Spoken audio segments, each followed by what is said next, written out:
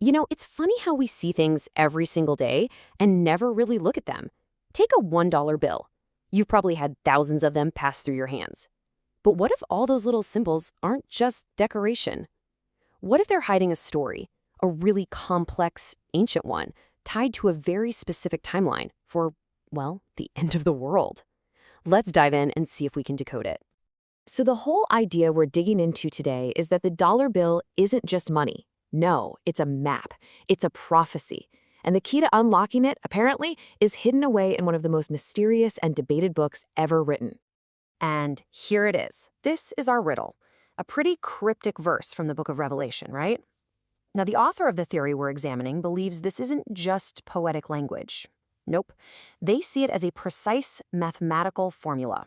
And figuring this out, well, that's step one to cracking the whole code.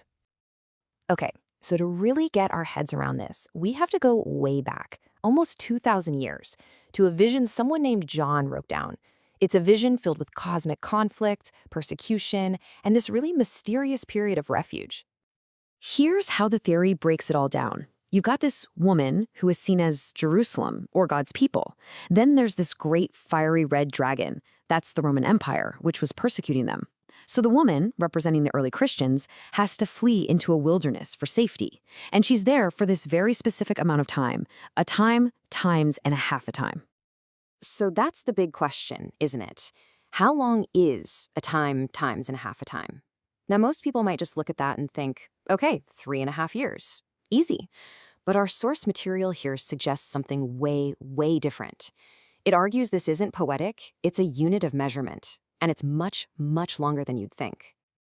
And this, my friends, is where things get really interesting, because the author lays out a very specific way to decode this, using other parts of the Bible to put an actual number of years on this prophetic clock. Okay, so here's the absolute foundation for this whole thing. The theory argues that one prophetic time is not 1 year, it's 430 years. Now, where does that number come from? Well, it's pulled from the time the Israelites were in Egypt and from punishments detailed in the book of Ezekiel. This number, 430, is the key that unlocks the entire calculation. So once you have 430 years as your base number, the math is pretty straightforward. A time is 430 years. Times, which the author interprets as 3 times, is 3 times that, so 1,290 years. And half a time, well, that's half of 430, which is 215 years. You add all that up, and you get a grand total of 1,935 years. So, just like that, this incredibly cryptic phrase from Revelation is decoded, at least according to this interpretation, into a very, very specific length of time. But, a countdown is pretty useless if you don't know when it starts. So the theory pinpoints the exact start date, the year 81 AD. This is when the Roman Emperor Domitian kicked off a huge persecution of Christians. The logic here is that this is when the dragon officially went to make war, starting that 1935-year clock. And this brings us to the first really stunning conclusion. You take that start date, 81 AD, you add the prophetic period we just calculated, 1935 years, and you land squarely on the year 2016. Now, I want you to remember that year. Just tuck it away, because we're about to see it pop up again in a place you would never expect. So what on earth does any of this ancient history and biblical math have to do with the United States and the dollar bill in your pocket?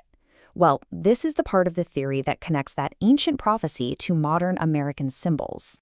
The author draws this really direct parallel. Europe, with its long history of religious wars and persecution, is seen as the new Egypt, a place of oppression. And the United States? Well, according to this theory, America is the wilderness. It's the place of refuge where God's people fled to find safety.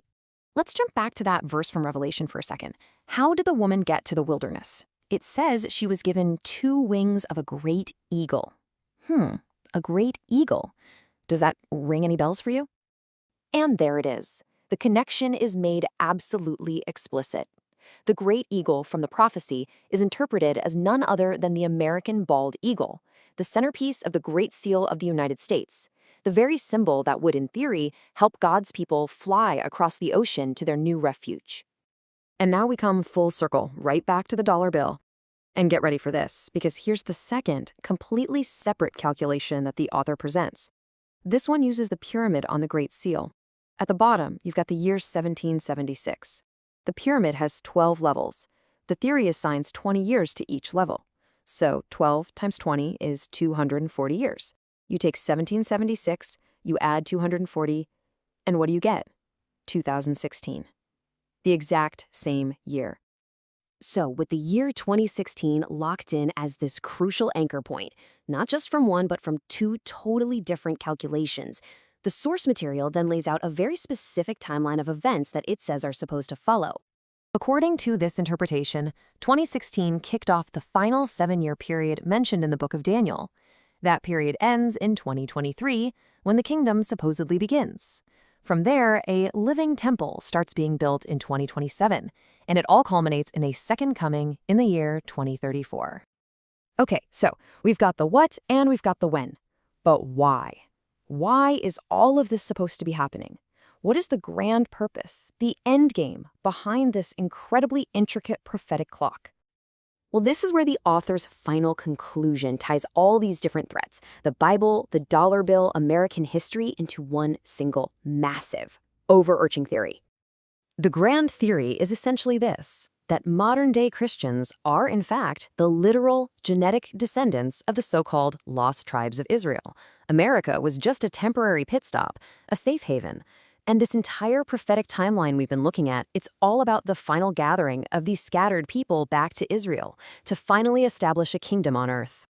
And to support this really big claim, the source points to verses like this one from the Gospel of Matthew, where Jesus himself says his primary mission was for the lost sheep of the house of Israel.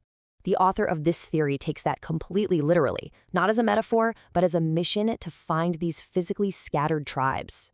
So, when you step back and look at the whole shebang, what the source presents is a single, unified narrative. It attempts to connect everything. Complex numbers from the book of Revelation, the symbols on a US dollar bill, the entire history of America as a place of refuge, and this huge theory about the true identity of Christians.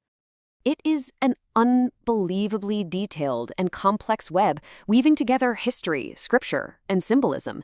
And really, it leaves you with one final kind of mind-bending question. The next time you pull out a dollar bill, are you going to see just a piece of paper? Or are you going to see a possible key to a puzzle that's 2,000 years in the making?